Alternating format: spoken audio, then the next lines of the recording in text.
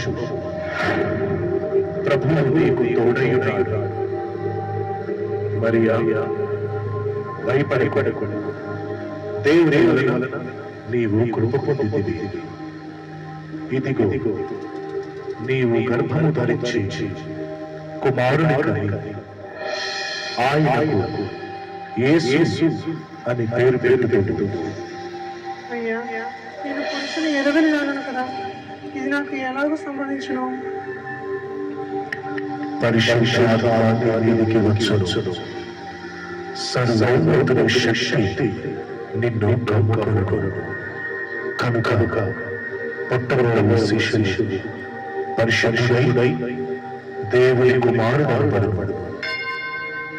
చిత్తమ ప్రభువా, నీ దాసురాలను నీ మాట చొప్పున నాకు జరుగును గాక.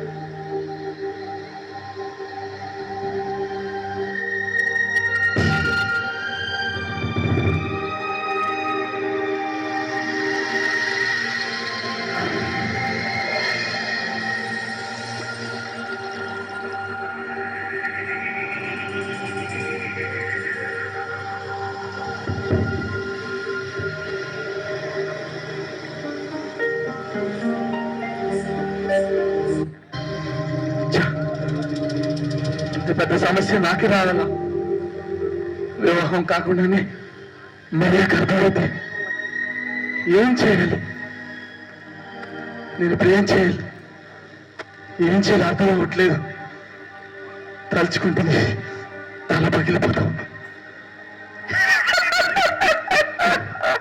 ఏం చేయాలి? ఏసేపు ఏసేపు ఏంటి ఆలోచిస్తున్నావు? పెళ్లి కాకుండా గడపతానా మరియ గురించా? ఆలోచించడానికి ఏముంది?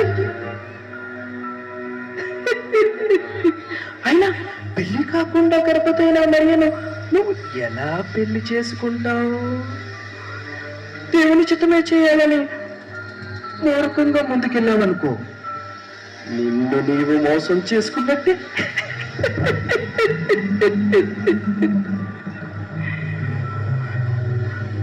ఆ మరియని పెళ్లి చేసుకుంటే ఈ లోకం నిన్ను ఏమంటుంది? నీవు పరిశుద్ధుడివి కదా, నీవు నీతిమంతుడివి కదా. అలాంటి నీవు పోయి ఆ మరియని పెళ్లి చేసుకున్నట్టయ్యా.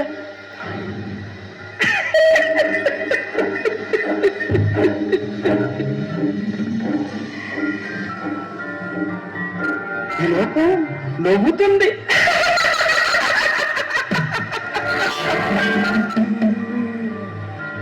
హేళన చేస్తారు.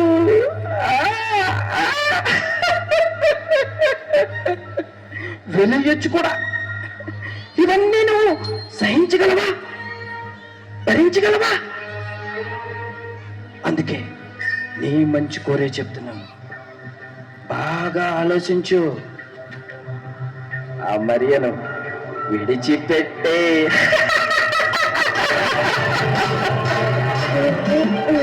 వదిలే. ఆ మరియను విడిచిపెట్టే. యేసేపు ఆ మరియను వదిలే.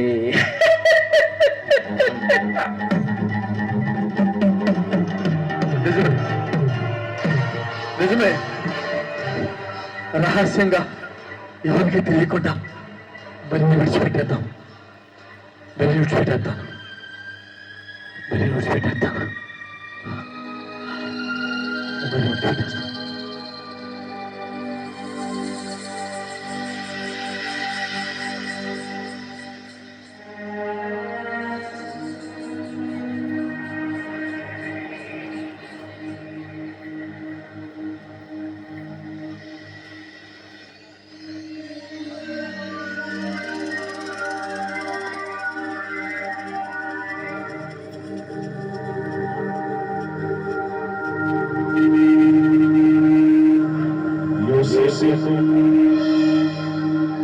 కుమారుడైన యోసేపు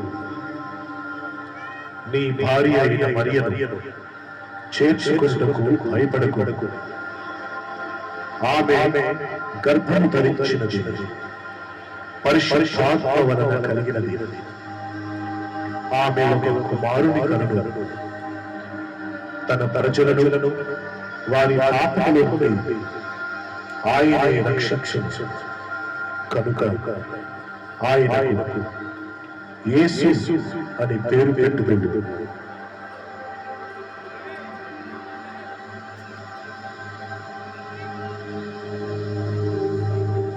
ప్రభువా, ప్రభువా, నన్ను క్షమించు ప్రభువా, నన్ను క్షమించు.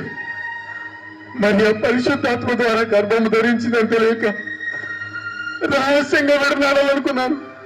నన్ను క్షమించు ప్రభువా, నన్ను క్షమించు. నీ చిత్తమే జరగాలి.